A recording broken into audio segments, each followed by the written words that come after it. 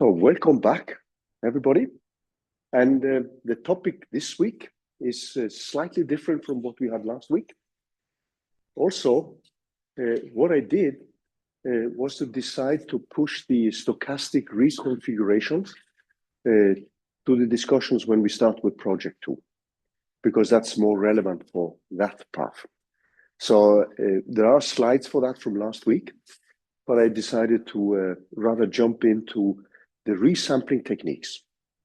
So what we are going to do now is actually to have roughly a lecture today and also parts of next week, where we are going to look at elements from statistics. And the final goal actually is us just getting a better evaluation of the standard deviation. So just this tiny number, because we are going to calculate mean values. And these mean values, they are obviously the results of a Monte Carlo sampling, which means that we will not have the exact mean value. And that means that we need to provide anyone who wants to use our results with a standard deviation, because that's a standard statistical analysis. So in a certain sense, this lecture and also parts of next lecture are going to deal with just a tiny number, the standard deviation. So it sounds like us rigging up a lot of machinery for just one number. But if you publish Monte Carlo calculations without a standard deviation, that means the error in the statistical error in the calculations, people will not believe your numbers. So this is a kind of, how to say, a lot of lectures and efforts for just a tiny number. And that's why I also want to give you the top-down view first on what you can do with your codes. And this brings back a little bit of the things which we discussed last week with the optimization part, where we find the optimal values, and then we start the big Monte Carlo machinery. So what we are going to do now is simply to look at an example from which we discussed last week, where we take a top-down view. So this is actually the final code which we had last week, where we looked at the Broyden and et al. Method that finds the optimal value for the parameters. So with these optimal values, then you launch the big Monte Carlo machinery. And when you have launched the big machinery, then you can do a post-analysis. So the whole thing now is the keyword is a post-analysis. So you use the Monte Carlo code you have developed as a working horse. And that is the one which produces the numbers for you. And when you have the numbers, then you use statistical tools to do the post-analysis. And that is pretty common in all this machinery, because you would have a big code which runs for weeks on a high-performance computing facility. And then after that, you do the analysis of the results. That's pretty standard. So the code which you see here is essentially the kind of code which we discussed last week. Just a quick reminder. Stochastic reconfiguration is actually something which I am going to pick up in connection with project 2. I also wanted to give another message. If you go into the doc folder, the GitHub address, I have added some slides about the resampling methods. And these are two popular methods. One is the Bootstrap, which many of you have encountered. And the other one is the blocking method, which is more appropriate when you have millions and millions of Monte Carlo results. So just as a quick reminder here. So the code here, just to remind you what we did last week, is this 2-electron case with 2 parameters. And I have a wave function, which contains a direct part with the single particle states and a correlated part, which is something which depends on the relative distance. This is R12. And you can see here, this is a relative distance for an object in 2 dimensions. It calculates the local energy. It has an analytical expression.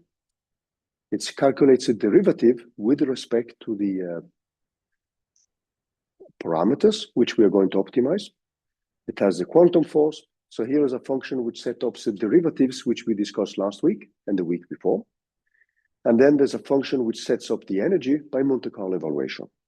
And then at the end here, you see now that I define the number of Monte Carlo cycles first, and then I calculate the minimization part.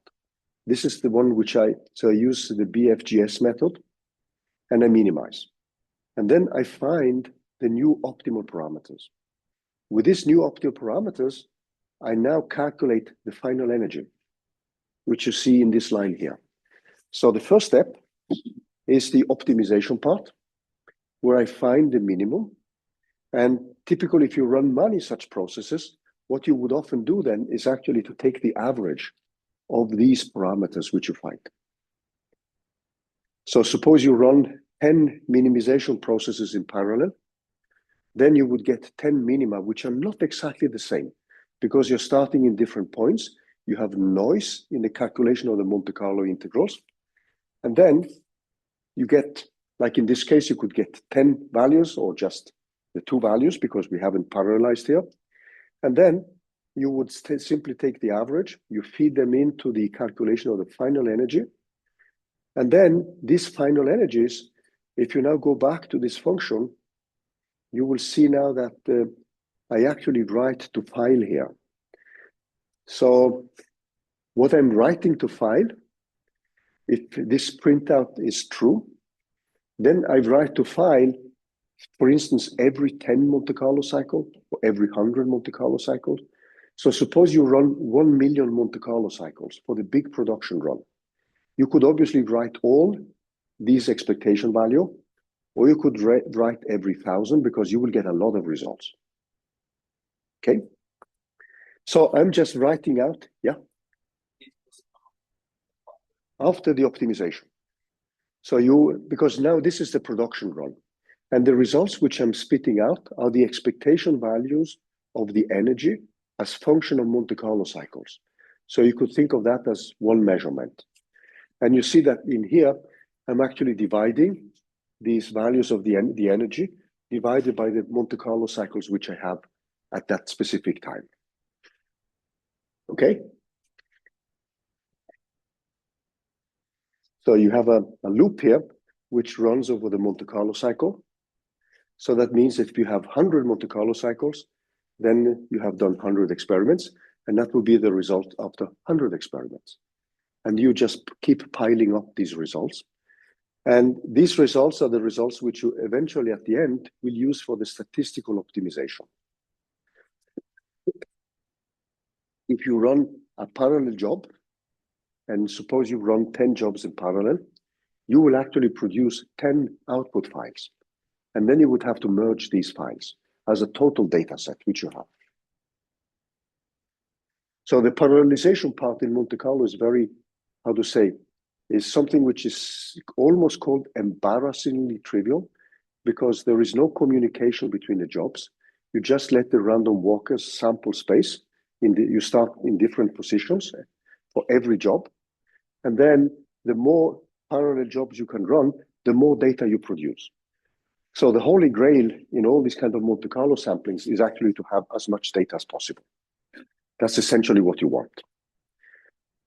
So what I'm doing here now is simply then to run a calculation where I simply write out to file these results. And then I have a final energy. So this is now saved into a file here where I have the optimal parameters. And then here I just spit out the result. And you can see that from my big run, my optimal final energy is the exact result. There is actually an analytical result for 2 electrons in 2 dimensions when you have an oscillator frequency of 1, and that is exactly equal to 3.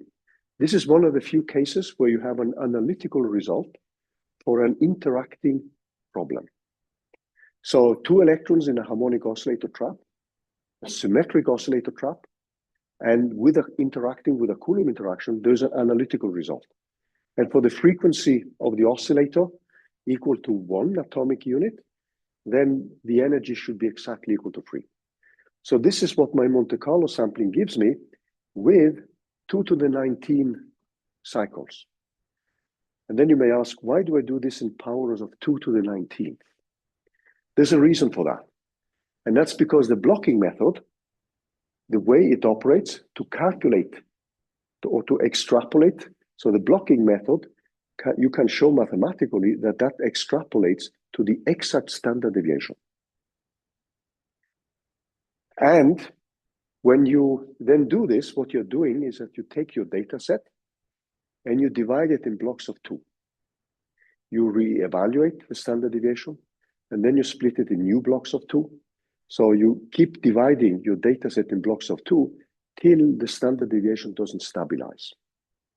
So that's why, and we are coming back to the derivation of the blocking method. So I haven't given you the mathematics of it. So you won't appreciate what I'm saying now before you've seen the mathematics of the blocking method. So I'm taking first this, as usual, the top-down approach. So when you have the Monte Carlo code, you can just start producing numbers. And then you do the post-analysis.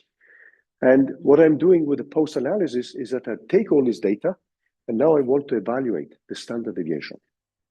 And now we come back to why we are insisting on using these resampling methods to evaluate the standard deviation. So in this resampling analysis, which you see here, and feel free to use these programs. So we are providing you these programs, and you can just use them to read in your data. You can generate your data with a C++ program, a Fortran program, Julia, or Python, but then feel free to use this one or translate them into your favorite language. So what these codes are doing, one is actually using the Bootstrap method. And obviously, the energy expectation value has to be the same as the one you produced when you run the big calculation. So that doesn't change. But then it produces a standard deviation here, which is 2 to the 10 to the minus 5 something. This number here is a standard deviation. Then there is a blocking method here, which then produces a standard, obviously the same value, it just has more digits here. I don't know why I haven't updated this to have the same digits. I forgot to do that. But it has a standard deviation here, which is roughly a little bit different from the one you find from the Bootstrap method. So they don't give the same standard deviation. And this is something which we are going to discuss today and next week as well. So for the large Monte Carlo calculations, what is normally advised to use is the blocking method, but many people still use also the Bootstrap method. So this is your mean value, the best one you get from your Monte Carlo machinery. And this is the best evaluation of the standard deviation. So when you're presenting these numbers, you have to present 2.99 something to the number of leading digits which you have, plus minus the standard deviation. If you don't add the standard deviation, people will not trust your numbers here. So an experiment without the error bars is an experiment which nobody trusts. So we are now going to spend some time on arguing and showing how we can obtain this number here. So it sounds like a kind of not too exciting task, but it's something which is needed. And these two methods, Bootstrap and blocking, and you have also other types of method like jackknife and so on, lots of fancy names. And these methods are actually widely used in statistical analysis, whether you're doing an experiment or you're doing a theoretical experiment like we are doing here. So a Monte Carlo calculation is just like a theoretical experiment. Okay. So if we now look a little bit before we jump into the whiteboard, so our simulations have to be viewed as computer experiments. You're starting it with different random numbers every time. So it is a numerical experiment run on your laptops or PCs. And this is the Monte Carlo calculations are typical examples of that. That means that we can analyze the results with the same statistical tools as we would analyze experimental data. Then if you think of the experimental data, when you're looking for expectation values and an estimate of how accurate they are, this is actually, we are looking after the possible sources for errors. And the possible sources of errors which we have is one, statistical errors, and then systematical errors. And we are going to deal with the statistical errors only, because these are the errors we can handle with the tools of statistics. Now, the systematic errors are much more difficult. So a typical example of a systematic error here is the approximation we make for the Hamiltonian. That is an example of a systematic error, and our Hamiltonian may not be realistic. It may just be a gross approximation to physical reality. Or sometimes we may be lucky and we have a model which is pretty close to physical reality. So whatever physical reality is and whatever model is, this is something which leads to systematic errors. So like in our case, when we do these bosonic systems, it's not given that the potential which reflects the interactions between the bosons is a realistic one or not. So this is the field of systematic errors, which we are not going to cover. So the statistical errors are things which we can handle. And this is roughly where we are going to start looking at things today. So let me just bring up the whiteboard here and my notes.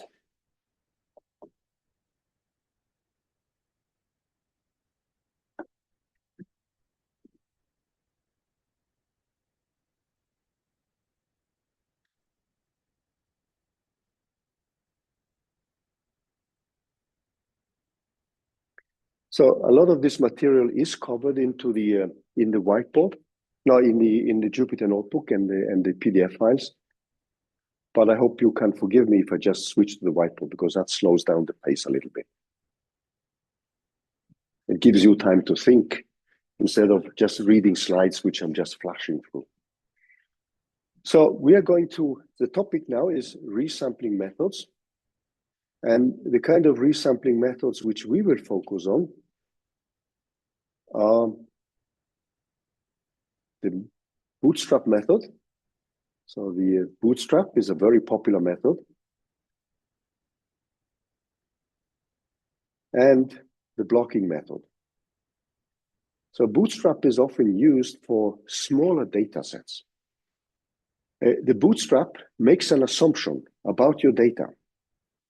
This is the standard Bootstrap, which we have implemented in the lecture notes, is a method which assumes that your stochastic events are so-called IID. Are you familiar with what that means?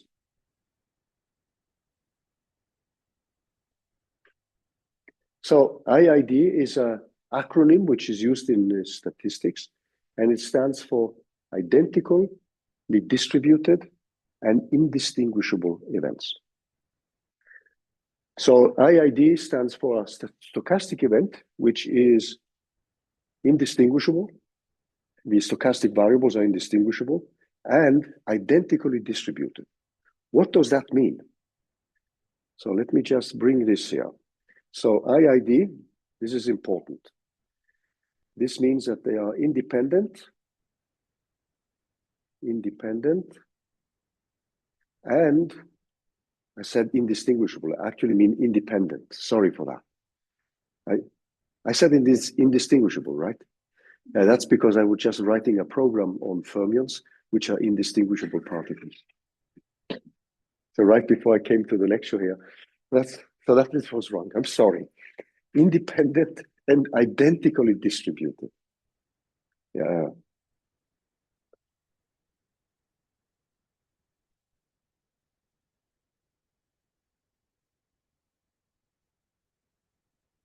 So just to give you a quick example, suppose we have some variables xi.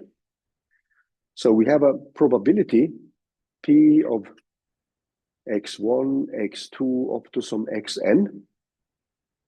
If these are, so p, this is an uppercase letter p, if they are identically distributed and independent, it means that we can write this probability distribution as a px1, px2, and pxn, and all these are the same.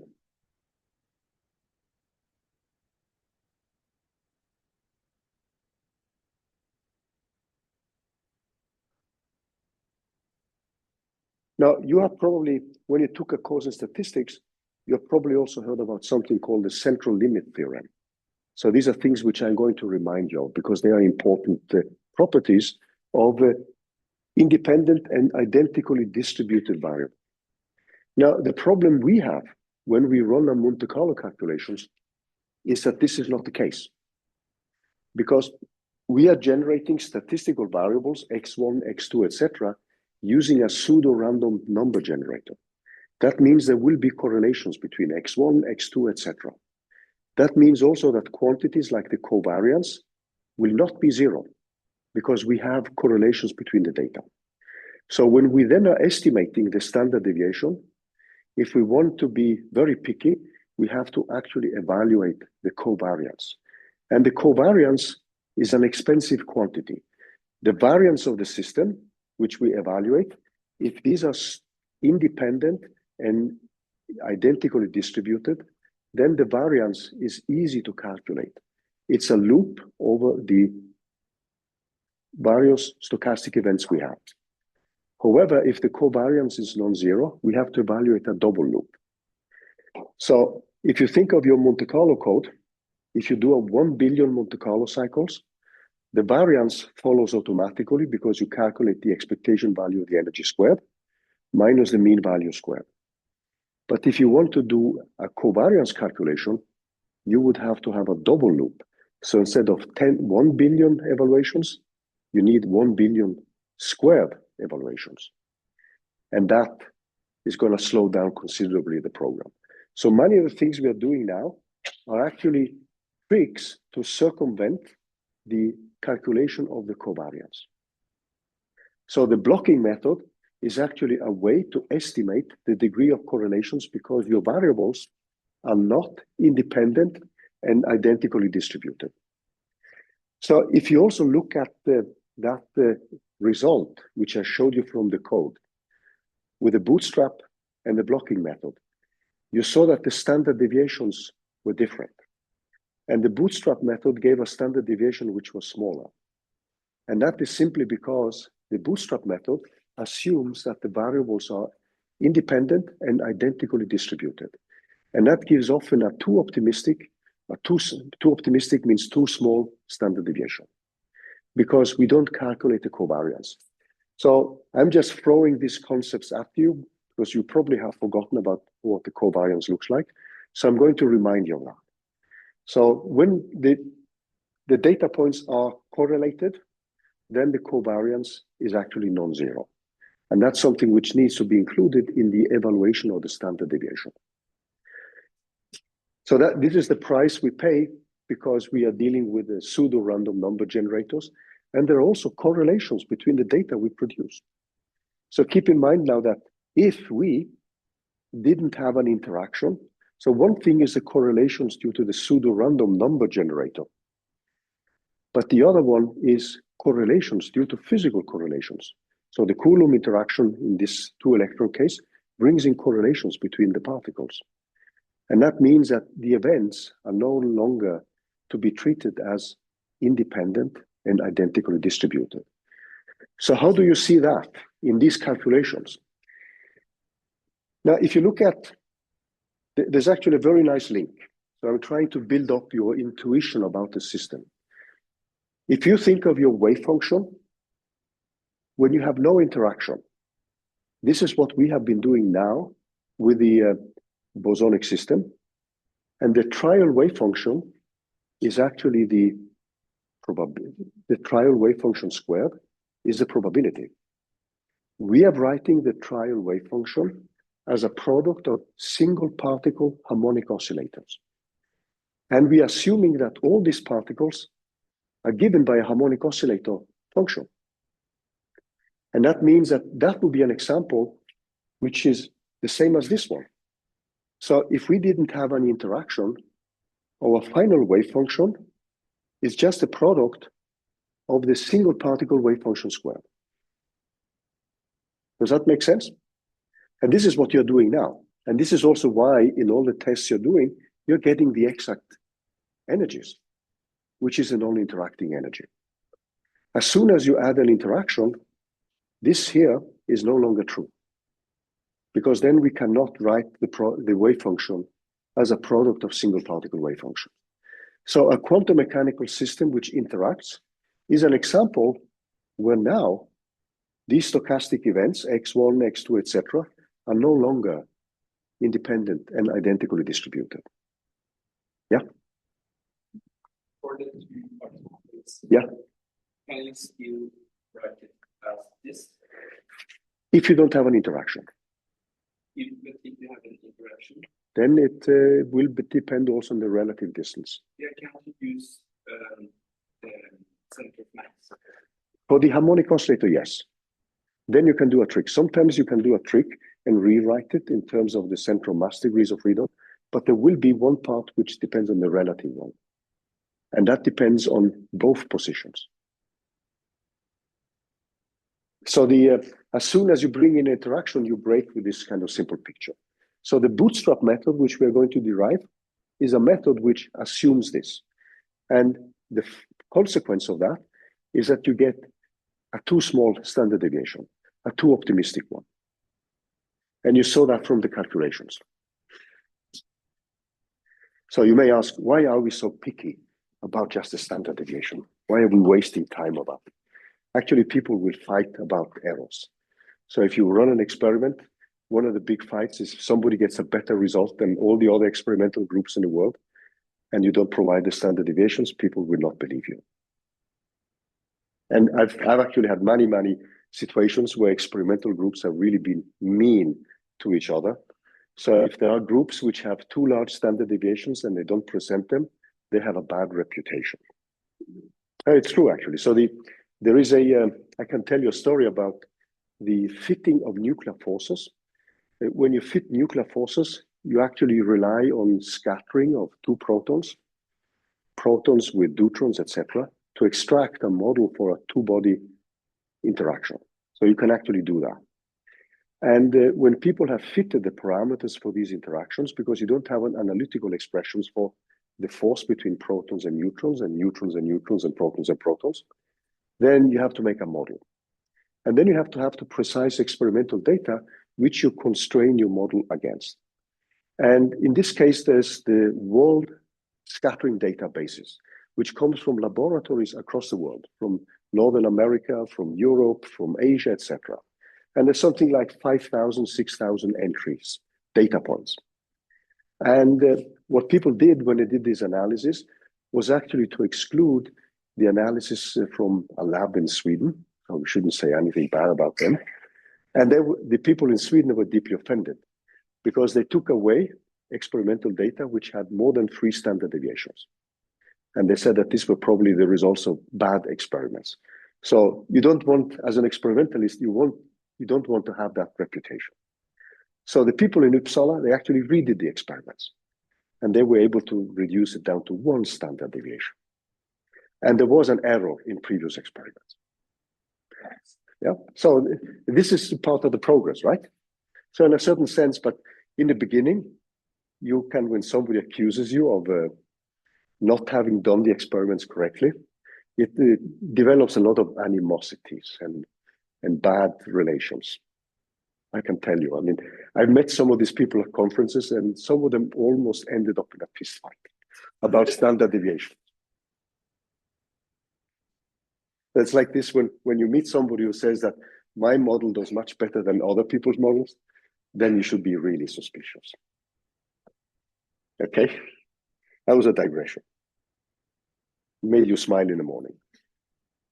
So human traits are very important in science as well. Right? Okay, so let's. So what we are doing is actually to calculate the mean value. Let me bring in these elements from statistics, and again, I hope you don't get offended. So we have the mean value, and if we have the exact probability distribution, then the mean value of a variable x, which we often write like this as physicists and chemists. Lisa is more like a misfit chemist, right? When you do quantum chemistry, it's actually money-body physics. Okay, so then you have x in a specific domain, and then you have a probability distribution for x multiplied with x and d of x. So this is the standard definition of it. And we call the P of X here for the probability distribution function. Or if you have discrete variables, you would simply have a sum over all the events which are defined in the domain of events. So if you are throwing just dice, then you have 6 possible events, 1, 2, 3, 4, 5, 6. And then the expectation value is then given by the probability which you have multiplied with X or Y.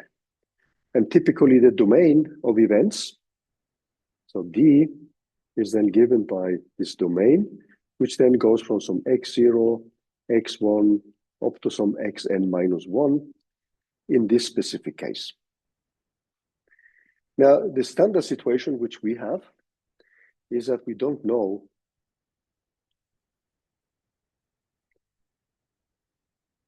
P of X of X. And that means that what we end up doing is to calculate the sample mean. So we evaluate in all our calculations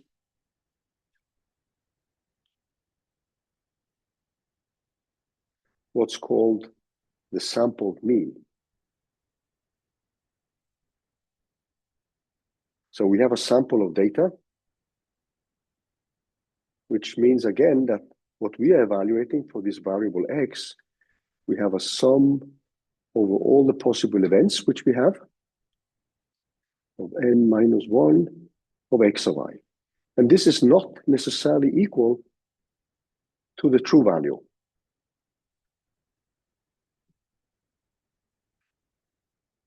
So in all practical calculations, what we are doing now, you can see here that instead of having, if you think of this discrete formula, the way you can think of it is that you're saying now that all the events have the same probability, and that is 1 over n. So that means that we are just replacing our lack of knowledge with a uniform distribution. And then we have a Bernoulli's law of large numbers, which I'm not proving here, which simply says that in the limit of n goes to infinity, then we are going to approach the true value. Now, our problem, however, is that we cannot set n to infinity. So we will always have to deal with a calculation where we have to evaluate the sample mean and also sample variables. Now, another quantity which we encounter again and again is the variance. So let me just set that one up. So a given variable, this is now given by X, element of D, and then I have my probability of X, and then I have X minus the expectation value, and this quantity is squared and multiply with D of X. The discrete analog, if in case we know the probability, is just P of X, X of Y, and then I have X of Y minus the expectation value of X. And this translates into the expectation value, and this is what we have been calculating. X squared minus the expectation value of X squared.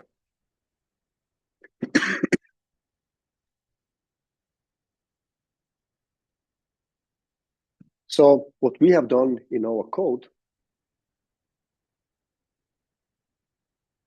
we have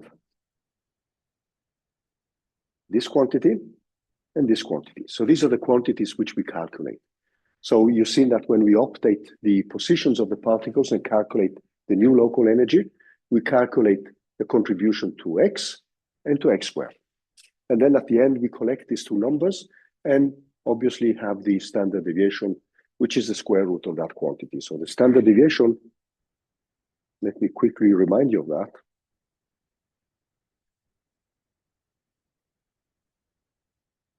This is often shortened as STD.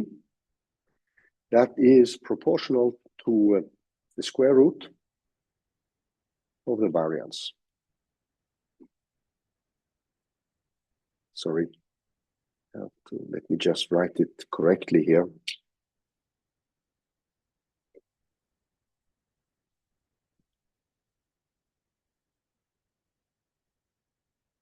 So what we end up calculating if we now look back at the mean value, which we have is mu of x, what we end up calculating is the sample variance. So we calculate the sample variance. I'm just introducing some notation here, which I will try to follow. And the sample variance is something which I write like this. It's 1 over n, and I equals 0 to n minus 1 of x of I minus the sample mean value. Now, it's normal to have 1 over n minus 1, and that is simply, you can prove that. That is simply because mu of x is not an independent variable, because it's a sample variable itself. So this means that you will often see this as 1 over n minus 1. If you use the statistics library in Python, in NumPy, that implements 1 over n minus 1. And obviously this one is different from the true mean, the true standard deviation. So let's now look at this independent and identically distributed. So what does it mean?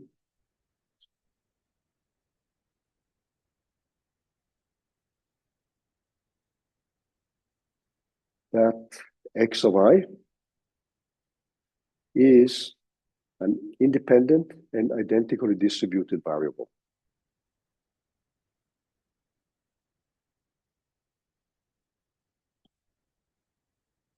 Now, the reason why I'm saying this is that we are going to have multiple Monte Carlo expectation values, and the expectation value of the energy with one given set of random numbers may be correlated with the next one, because the random numbers which we generate are not exactly true random numbers. So that means that there will be correlations from one measurement to the other one due to the random numbers. Yeah? Just a quick question. Yeah. You have the expression for the variance. Yeah. And we, in our Monte Carlo cycles, we try to estimate E of x. Yeah. But are we also supposed to estimate E of x squared and then find the variance in that way? So let me see if I understand the question correctly. Because this is just a generic variable. So what you have is E squared. And then the expectation value. So you need to evaluate E squared as well. Because so what you will be calculating is E squared. So in your Monte Carlo updates, you will see in all my code examples, there is an E squared which is being updated. Being updated for every Monte Carlo cycle. So you would need this expectation value and the mean value as well. So let me show you that in the codes, because that's something which could actually have, which you may have overseen. So let me just bring that back again in the code example, which we have. Yeah. So if you go back to the code example, in the calculation of the energy, you will see now that there is a, now here I'm just calculating, in this code actually this was wrong, because in this code I'm just calculating the energy, because I'm calculating, so that's a good point, because in this code here, I'm just setting up the energy, because I'm calculating the variance from blocking or Bootstrap. But if you don't do that, if you go back to the codes which we had in the previous weeks, then you will see now that that was a good point. Thanks for asking that, because when you do this post analysis, you will not need to calculate the expectation value of E squared, because that's calculated by the blocking or the Bootstrap method. Then you need only the expectation value of the energy. But if you go back to the codes which we had last week, then you will see when we took this top-down view here. So let's just scroll down a little bit. Let me just find the code here. Or maybe we had it in the week before. No, we had it in the week before here. It was week 6.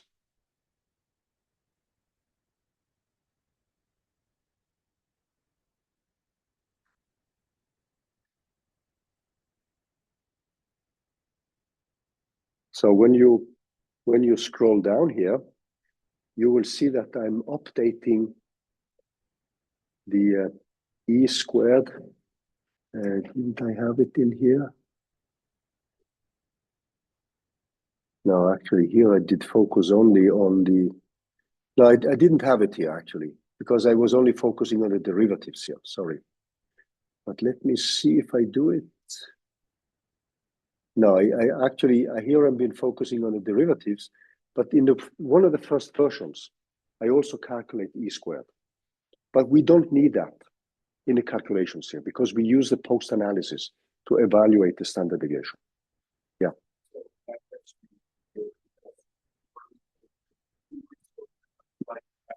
Mm. Yeah, yeah. But I use the standard variance. Yeah. But it still works. It still works, but yeah. But it may not be the correct standard, the correct variance. So the blocking method is actually a way to estimate it without running calculations with an infinite number of samples. Now, for the Bootstrap method, you can show mathematically. So when Efron introduced the method the first time, Efron did not, this was in the 70s, the Bootstrap method didn't have a proper mathematical proof. But if these variables are still independent and identically distributed, you can show that the Bootstrap method gives you the correct standard deviation.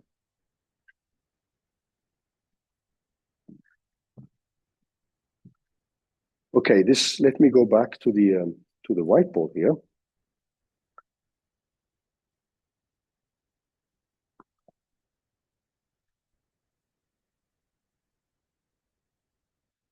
When you typically teach about these topics, sometimes it takes some time to appreciate why we care about these details. And you will appreciate that when you meet people who fight about their standard deviations. Okay, so what does it mean that these two guys are independent stochastic variables? So what you would have then, suppose now that you just take two variables. So you have a probability for x1 and x2. And in that case, you would have, if they are IID, so I'm just going to label this with a tilde. And these are the same probabilities, x1 and p of x2.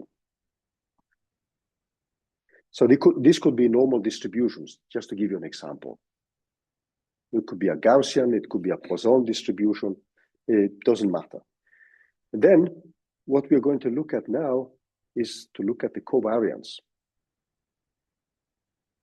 And unfortunately, this is a quantity, and I realize it, that this is not often emphasized in courses in statistics. So how many of you have seen the covariance? Yeah, well, you've seen it. Okay, so let's look at the covariance, because the covariance is defined as, if we now have a continuous distribution between two variables, xi and xj, this is defined as the integral over dxi and then dxj. And then I have a probability p of x, xj. And this is then multiplied. I'm just going to put a small sign here. And this is xi minus the mean value of xi.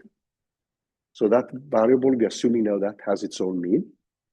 In general, we're assuming that these are variables which have the same mean. But the standard definition is that these are two different stochastic events, and they may have different mean values. So this is the mean value.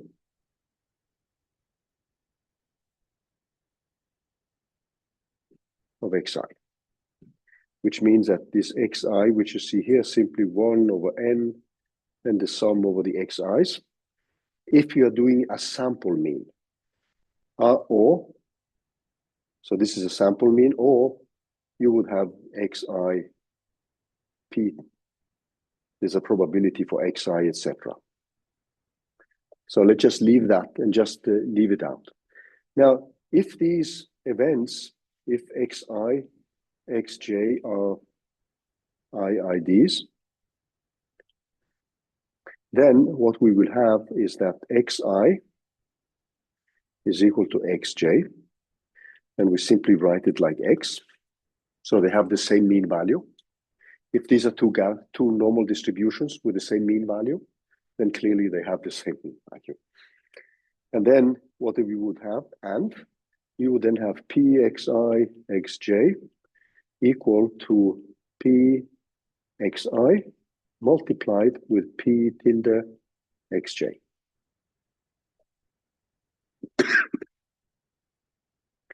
So what we will be calculating then is the following quantity when we look at the covariance.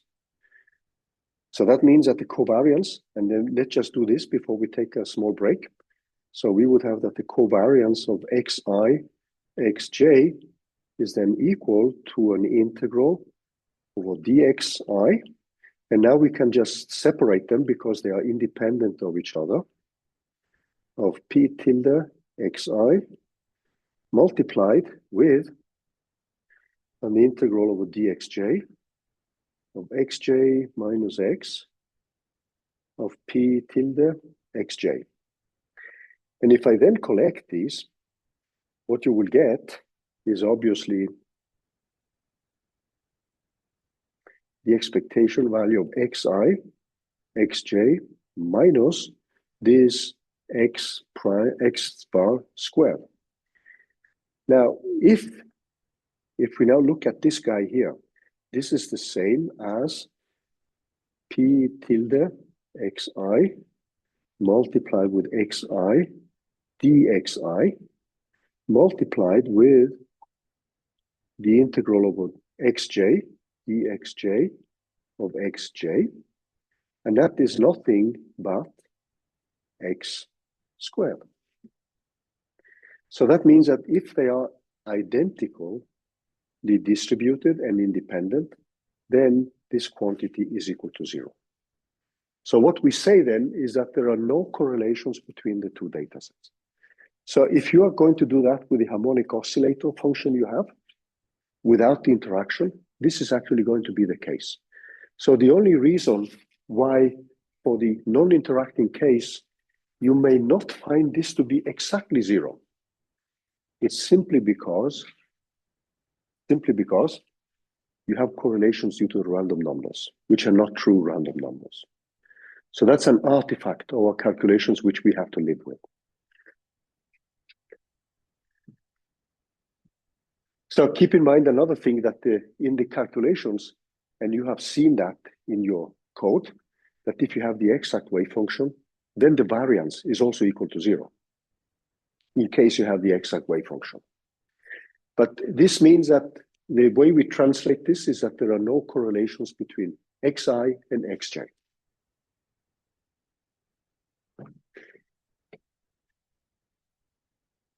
We take a small break. Is that okay? I hope this is not, yeah. Yeah.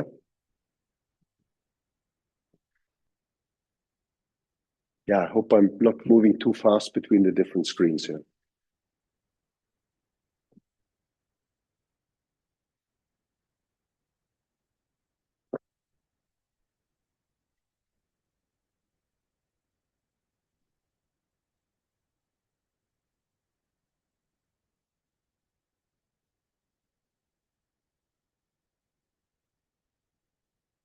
Okay, so let's take a small break. Eh?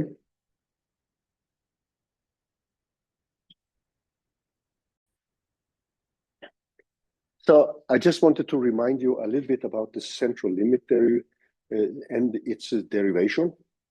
So let's look at the central limit theorem and remind you of that and one of the central results. So this is a very important limit in statistics. However, the limit is, this is true only if you have independent and identically distributed observables. So let's look at let's bring in some definitions first. So we have a total mean of a set of experiments. So I'm just going to call this total mean for a variable c, and x1 plus x2 up to some xm. Now, what you could think of now, if we want to be even more general, is that each x here is the mean value of an experiment. So you could think of you having now run m experiments, and then you simply collect all the variables, all the mean values, and you take a global mean, or the total mean. In principle, this is what you would do when you parallelize your Monte Carlo code.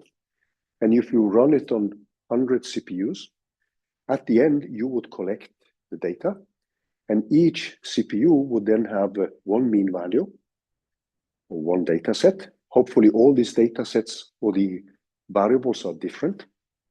And then you would simply collect it and calculate the total mean. This is also the same which you would do when you run an experiment. You would run the experiment again and again. If it runs in a day, then you run it the next day, and so on. And then you simply collect the data, because then you have a bigger collection of variables. So this is a way to think of these different events. Now, what we are going to ask ourselves is, what is the distribution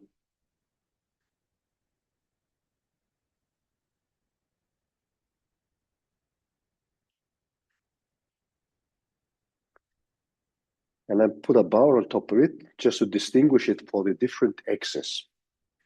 So the question is, what is this distribution?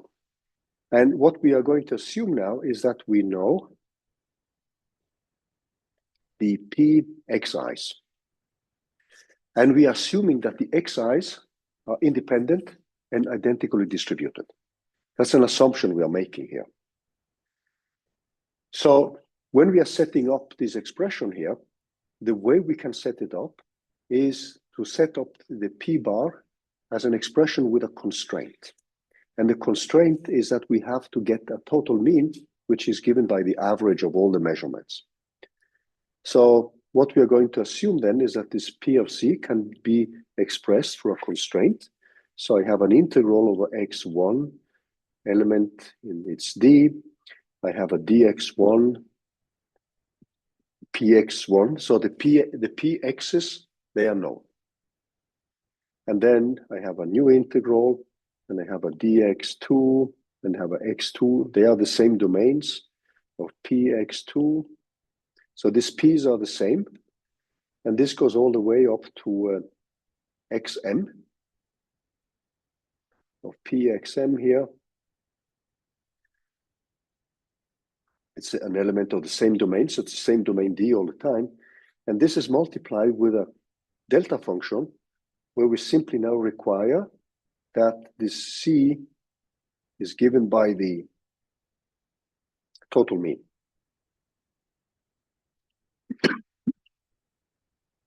So this is a kind of approximation which we are making in order to define this probability.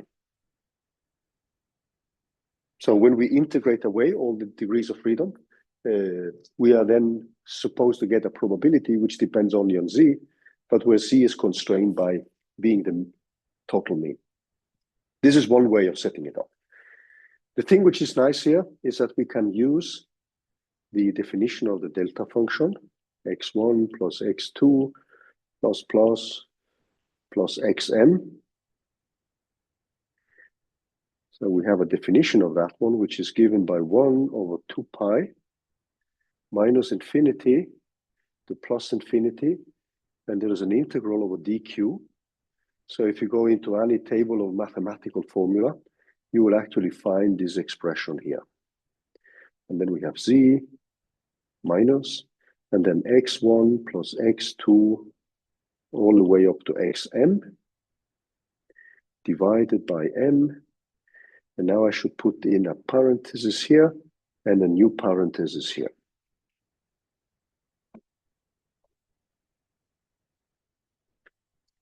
Okay. Now I'm just going to introduce the mean value of the single experiment. Sorry. let's just wait a little bit so people get time to write down. So let me just introduce that the integral over px of I of xi dxi, we just define that as the variable mu. And then I insert in that expression, insert also 1, insert in this definition for p of z, I just insert 1 with in terms of e to the I mu q minus I of mu q. And this mu is then the mean value. So just keep in mind then that this mu is just one of these mean values. And then I can rewrite this p of z in the following way. I have 1 over 2 pi integral from minus infinity to plus infinity. And one of the nice things with these tricks is that some of these integrals can actually be evaluated easily. C minus mu. And this is then multiplied with, and then I have an x element in d. So these integrals are all the same because the variables x are given by the same probability distribution. So I have an exponential, and then I have iq, and then I have mu minus x. This is divided by m. And this final term here, if we now look at it, it concludes with this parenthesis. So let me just emphasize that this is this one. And this is to the power of m. So this is just, it looks like an overcomplication of what we have done. The thing which is nice now is that we can make some manipulations where we will find some interesting results. So let's also keep in mind that these probabilities, x of d of x, of p of x, they are assumed to be normalized. And let me just quickly remind you that this is just the mean value of d of x, p of x of x. Just a quick reminder. So what I'm going to do now is to take this term here and just Taylor expand the exponential. So let's just take what's inside this parenthesis here. And let's look a little bit closer at that one. So let me mark it. So I'm going to mark this box here. So we are Taylor expanding.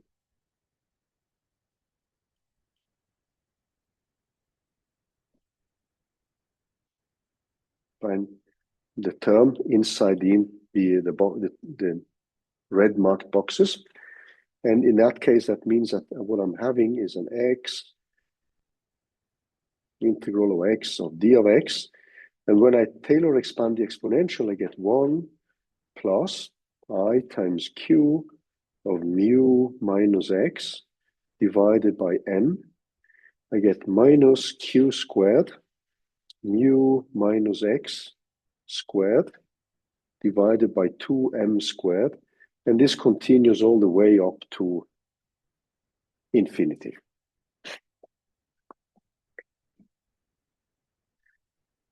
Now, if you look at the first term, so let's just wait a little bit and then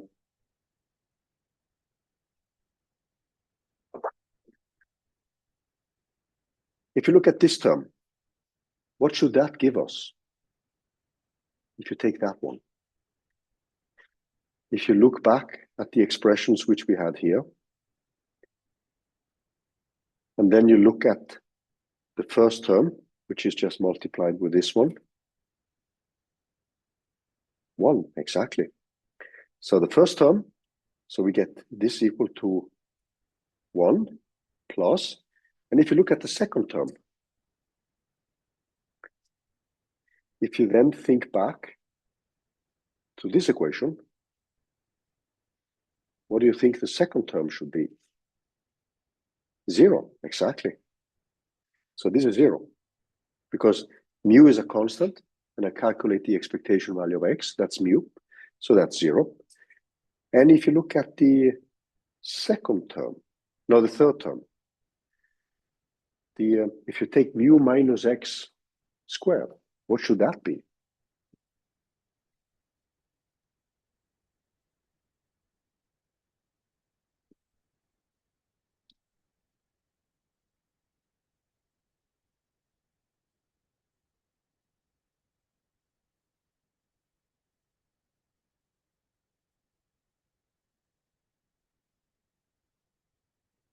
So this becomes the variance, sigma squared. Now, the terms in odd powers will all cancel, will give zeros, and then you will only be left with the even power terms. So you will have higher moments here. So we just put it like this, okay? Now, in the limit m goes to infinity, and what I'm going to skip now, because you probably have seen the final derivation. So in the limit where m goes to infinity, we also have to be a little bit careful because we need to evaluate this term here. But we can show then mathematically, so I'm skipping that detail because you have already, I just wanted to use this to remind you of the central limit theorem. In the limit when m goes to infinity, when we then evaluate this integral, what we can show is that p of z is equal to 1 over 2 times pi sigma squared divided by m, multiplied with the exponential of minus, and then we have z minus mu squared divided by 2 sigma squared divided by m. So in that limit, we recover a known distribution. And this is the Gaussian distribution centered around a mean value mu, and with standard deviation or variance sigma squared divided by m. So keep in mind now that the sigma squared, and this is one of the things I want you to keep in mind. So the p of x, which we looked at, has standard deviation. The deviation, or rather, has variance. That's more correct here.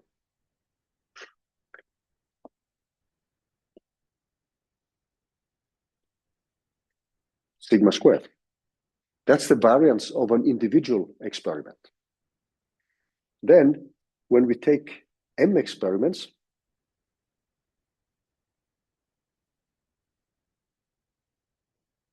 lead to a standard deviation or variance, which we see from that expression, which is sigma squared divided by m, the number of measurements. Which means then that the standard deviation is proportional to 1 over square root of m. And this is the kind of formula which you have seen before. So it's given by the variance of a single experiment, but then you repeat this many, many times. I should also emphasize that this p of x here does not need to be a Gaussian. This could be a Poisson distribution, it could be a uniform distribution, but the whole thing is that we have assumed that these are independent and identically distributed events. With that assumption, we can actually show that this is the case. Now, the blocking method, which we will discuss in more detail next week, the mathematics of, no, not the blocking method, the Bootstrap method, assumes that your stochastic events are independent and identically distributed, which means again that then the standard deviation is going to be given by sigma squared here, square root of that one, divided by the number of experiments. This is the result you will get if you have independent and identically distributed events. So you saw that in the calculation which I showed you in the beginning of the lecture. You saw probably that the standard deviation with the Bootstrap method gave a very small standard deviation compared with the blocking method, because the assumption is that the events are stochastically independent of each other. So the whole thing then is what is the correct standard deviation? And as I said, we have to assume that our stochastic events are correlated. And that means that this estimate for the error is too optimistic. It's too small.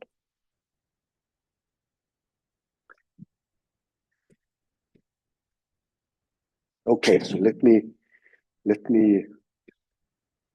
say a little bit about the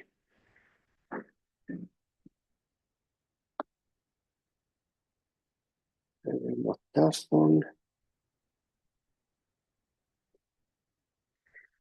So one of the things which I wanted to say a little bit about is just the Bootstrap method itself, without proving it, just how it works. Okay, so and this is the way you would typically implement it.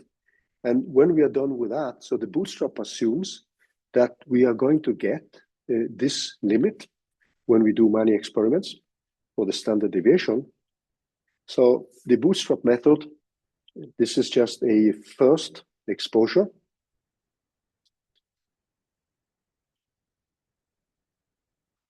So I'm just going to set up how you could actually implement it yourself. So we would have an original sample. So I'm going to just state the method without a proof. And next week, we're going to look more into the details. So the original sample here is given by x equal to x1, x2, up to some xn. So we assume now that we can produce new samples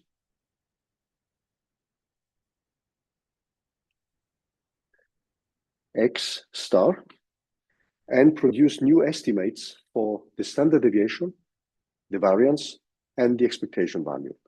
And then produce, based on that,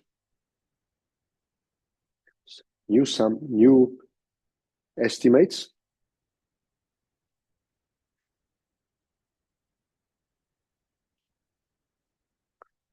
for mu and sigma squared. And from sigma squared, we would then produce the new standard deviation. So what we are going to produce then, so we are going to have, suppose now that we are looking at the mean values, and we are just going to make a series of experiments. So we would then have, for the given data set, so we would have a theta, which we label as 1. So this is a new data set, which still has endpoints, like before. And then we produce a new data set. So these thetas, these are observables. It could be the mean value. It could be the variance, which we want to calculate. And then we produce a new one, a second data set. So this is a superscript with 1, 2, etc. This is a new data set, but we still have n experiments in each data set. And this goes on all the way up to a final one, which we label for B. So we do this B for Bootstrap. So we do B bootstraps. So it means here that we have produced B data sets. Now, this data set which we are going to produce then is going to give us a average. So this theta which I put up here is something which could be the mean value. It doesn't need to be the mean value, but this guy here for I is the same as 1 over n, and then I have a j equal 1 up to n, and then I have my xj with a star here for data set I. Then the final mean value, theta of b, is simply now us taking all these expectation values like we did before with this parameter z. So if you think back when we derived the central limit theorem, this theta b here is the same as z. It's the collection of all the mean values which we get. And then we have I equal 1 up to b. And then we have theta of n of I. And then based on that one, we can calculate the variance of this variable. So we can calculate the variance of theta b. And that is simply 1. And since these are not independent of each other, we would have a b minus 1. But normally when b is large, you would put this one equal to b. And this is given by theta of n of I minus theta of b squared. So this is the way we would then estimate the variance. And when we have the variance, if these are the mean values, we can calculate the variance. And from that one, we take the square root and we have the standard deviation. And then what you see is that this standard deviation would then depend, obviously, on the number of measurements we make. So if you look at the standard deviation, then the STD is in this case proportional to 1 over b minus 1. If you go back to the expression we had previously from the central limit theorem, you see that this is essentially the same thing which we have here, except that we called it for m, and here we call it for b. So the question is now, how do we actually make these data sets? And this is the black magic of the Bootstrap method. And this is why it's called the resampling method, because we are not generating new data sets. We're actually reshuffling or resampling. So how do we generate a new data set? Do we generate these data sets x of I? So suppose that the original one, data set x, is equal to this interesting data set 1, 2, 3, 4, 5, like that. Then what you do then is that you generate a new one, which now will be 1 here, by reshuffling randomly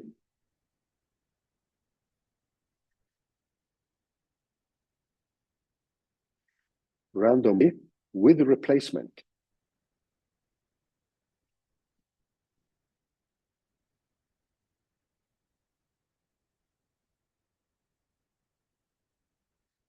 Actually, it should be randomly reshuffling to be correct English. So the adverb is always before the verb here. Adverbum.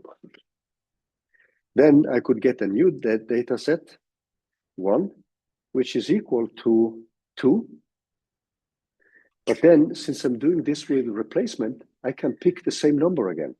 So I could have a data set which goes like this, 5 and 1. And then I would continue this till I have a given number of resampled data sets. And each one of these data sets is then used to calculate like a mean value, which we have here. So a resampled data set 1 is then used to recalculate this quantity here, which then obviously enters the calculation of the final value. Now, next week, we are going to discuss mathematically the derivation of the method and show that it actually provides what it is meant, even if you have this simple reshuffling technique, which you see here. So this assumes that you have independent and identically distributed variables, and it's going to give you a standard deviation which is too optimistic. But it's very easy to implement, and it's a standard method which you will find in the literature. You can say that this is a kind of poor scientist method of doing things, because you just take a measurement you've done. Suppose you have 1,000 data points, and then you could reshuffle 100 times, and then you have 100 new data sets. And then you calculate the expectation values based on that. So this is the Bootstrap method in a nutshell. So reshuffling randomly, and then with replacement means that you could pick the same measurement again. So it's widely used in experiments which are way too expensive to rerun. It's widely used in Monte Carlo calculations where you don't produce that many data sets. So the luxury which we have in project one and in the typical Monte Carlo applications to quantum chemistry, to some solid state physics problems and so on, is that we can generate millions of data. And when you do millions of data, then this method becomes inefficient because you have to reshuffle millions of data, and that becomes time consuming. So you will typically see that when you reach more than 10,000 to 100,000 data points, to run the Bootstrap method becomes expensive. So you're always looking after simpler methods to do the resampling. Now, the thing which I also wanted to bring up here before we go over to the blocking method is the calculations of the covariance and why we want to avoid that. So all these methods, the Bootstrap and the blocking, they avoid the calculation of the covariance. So let's look at the mathematics of the covariance and the variance before we move on to the blocking method, because that's a technicality which we also need to discuss here. So let me just bring up that one.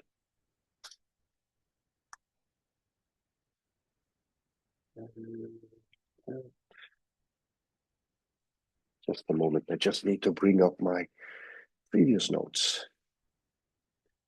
There we are. Okay. So the covariance and variance.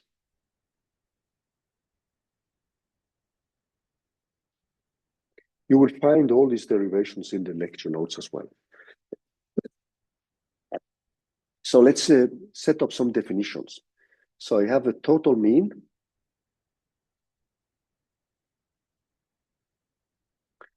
of, and since when we derived the central limit theorem, we dealt with M experiments.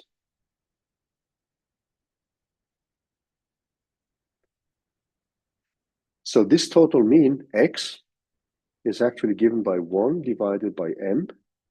And then I have a sum from I equal 1 up to M. And this is now the mean of all the single experiments. So you could then think of a single experiment. So this is essentially what you would end up doing when you parallelize your code. And you can think that every process produces a mean value, which is your single experiment. And this X of I here, which you see, is then given by the single experiment, the sample mean of a single experiment. So I have a j equal 1 up to n. And then I'm looking at this number xij.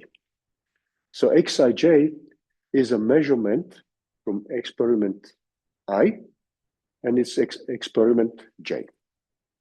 Okay? That makes sense? So the total variance then, if we just set it up and we follow the formula which we also looked at for the Bootstrap method, the total variance or the sample variance, the whole set of data which we have, is this sigma m squared is 1 over m. And then I'm simply having a sum from I equal 1 up to m. And then I have xi minus this x, the total experiment. And I can also rewrite this xi minus x. This is the same as 1 over n. And then it's a sum over j equal 1 up to n, xij minus x. And I'm just going to call this one for a modified and centered variable, which I call for xij tilde.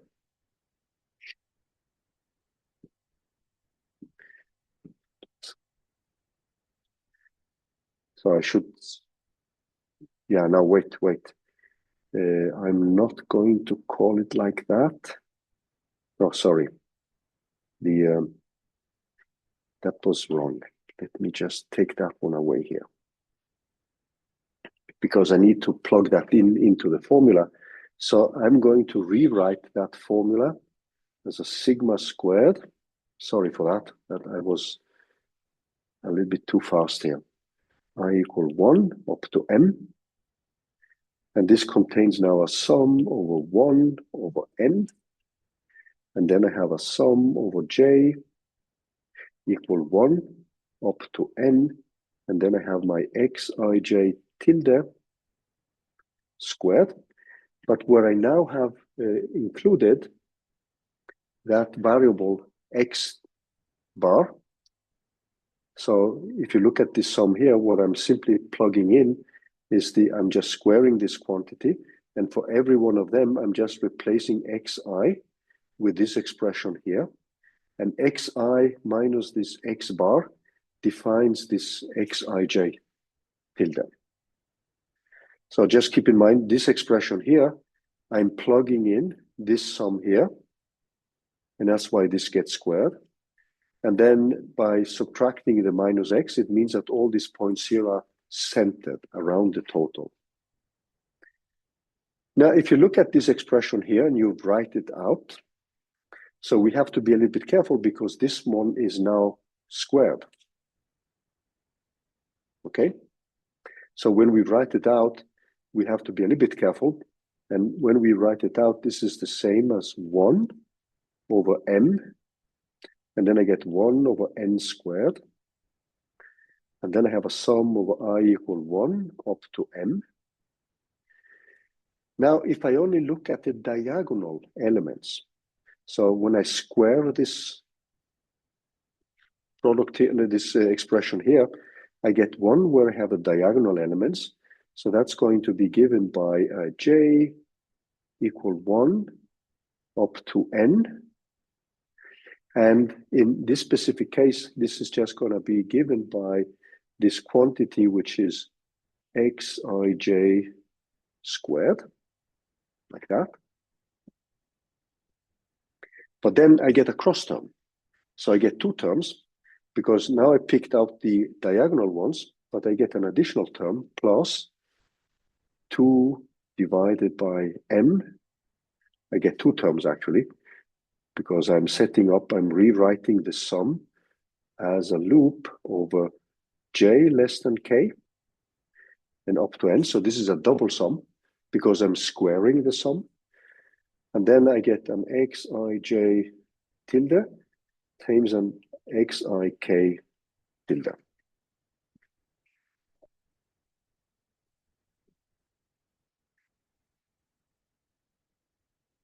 Okay.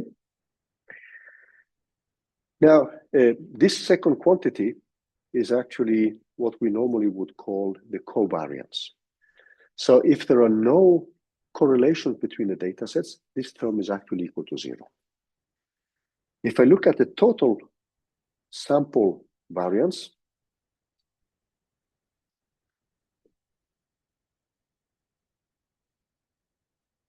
if I just take that one and use the standard definition for the variance, this is mn sum over I equal 1 up to n, and j equal 1 up to n, and then I have my xij minus this x, and this is squared. So this is actually the same as this xij term, which we have set up earlier. And then we see that if we look at these expressions, what I'm being able to do then, when I look at the sigma m after the given experiments, this sigma m squared, this is actually equal to sigma squared divided by n plus 2 divided by n of n squared over sum over I equal 1 up to m, and a double sum j less than k of xij tilde xik tilde here. So one thing which I'm going to do now is simply to assume, I can assume that m is equal to little n here. But what you see is that this is the total sample variance. And in this specific case, what we have is a formula which looks like what we have seen before from the central limit theorem. And this term, which you see here, is actually the covariance. So if we now define, I can actually rewrite this term So let's just rewrite it. But this term, which you see here, is 2 times the covariance.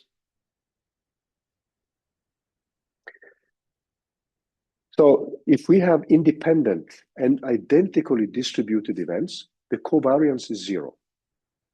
And then we will simply recover the kind of formula which we have been looking at before. Now, this is it would give us a too optimistic result. And if you look at this expression here for the covariance, this contains a double loop here.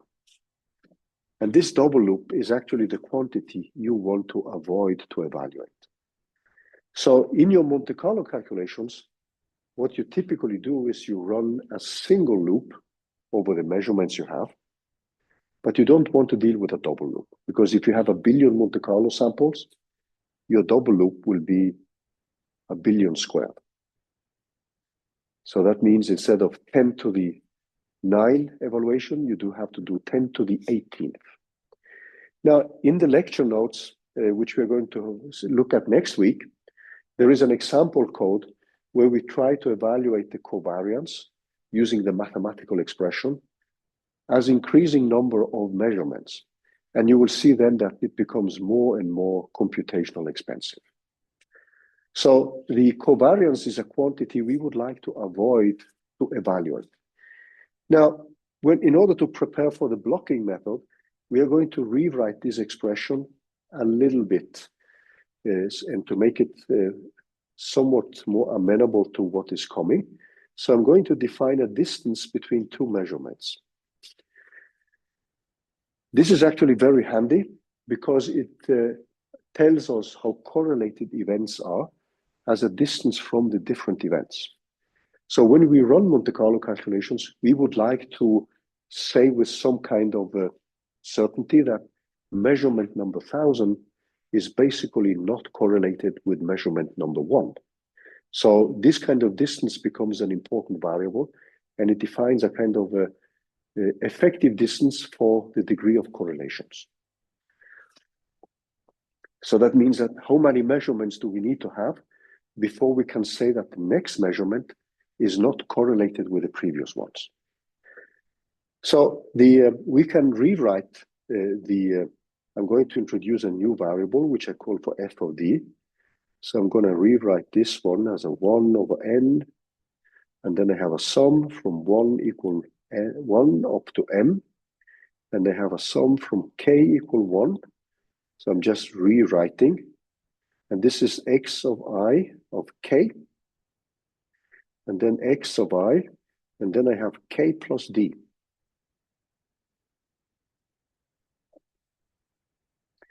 So if I put d equal to 0, then you will see that this f0 is actually 1 over m, 1 over n, and then I have I equal 1 up to m. I have k equal 1 up to n, and this is xik tilde, and that's nothing but what we call the sample variance. So what I can do then, if I look at the quantity I'm interested in, is to define the sigma m squared in terms of the sample variance divided by the number of measurements plus 2 over n times a sum over d equal 1 up to n minus 1 and fd. So this fd in a way measures the correlation length between measurements. So if d is large, what we're hoping for is that this f of d goes to 0. So there is no correlation between a given measurement and at much previous ones. So this expression, which you see here, defines also what's called the correlation function. This last term is often called the autocovariance. And we can then define a correlation function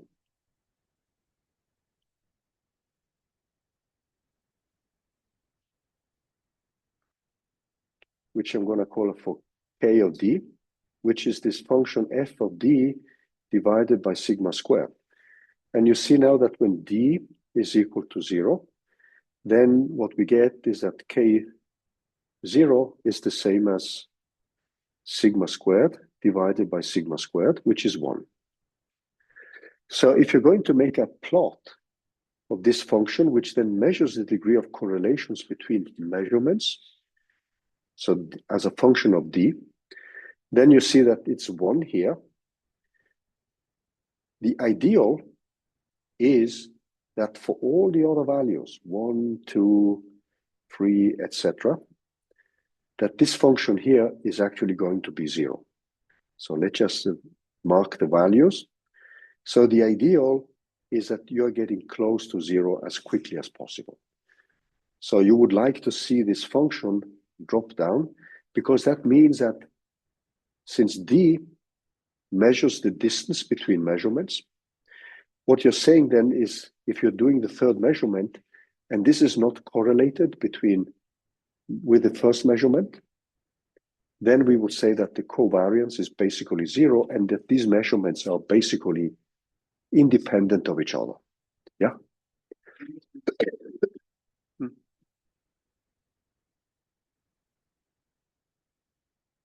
Yeah. This is a typical measure which is used to calculate the burn-in time. The only problem is that this is a double loop. And a double loop is expensive to evaluate. Now, if you look at this function, and this is what we are going to pick up next week, we are going to start next week. We're looking at a test of random number generators. And you will find that in the lecture notes for next week, that you can then replace the type of measurements we are doing with you simply generating random numbers. And actually seeing that this function goes quickly to 0 is one of the test functions of random number generators. So you could also calculate something which is called the autocorrelation function, which many people actually do, in order to evaluate the burn-in time. Then, since these are expensive quantities to calculate, people often develop a kind of rule of thumb approach, and where they simply say that I leave out the 10% of the measurements, because I think that probably then there are some correlations between my random numbers, and then I just throw them away. Because and this is something which we will see next time when we discuss the autocorrelation function and this specific function here, because it gives a good measure of the degree of correlations. Many people also say that if you have billions of Monte Carlo cycles, which is quite common nowadays, you just leave out this burn-in time, because you say that you have so many measurements that probably this 1 to 10% of the first measurements, they don't matter at all. So there are many practical approaches to avoid calculating this quantity. So next week, we are going to use these definitions and derive the blocking method, discuss that one, and show why the blocking method actually, what the blocking method actually does is that it recovers this expression which you see here. So the main reason why I brought this up is that the blocking method is actually attempting to calculate this correlation function without you having to evaluate a double loop. So that sounds like a great promise here. And this is what we're going to see next time. So I wanted to bring up this kind of not too exciting definitions, simply because I wanted to rewrite the total variance in terms of the variance of the experiments and the covariance.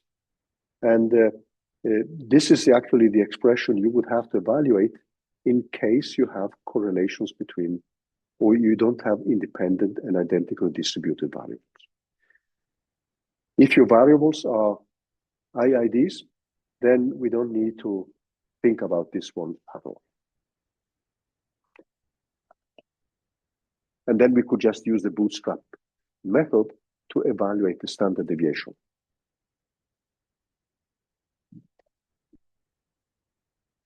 Okay, see my time is running out here. So let's stop the recording.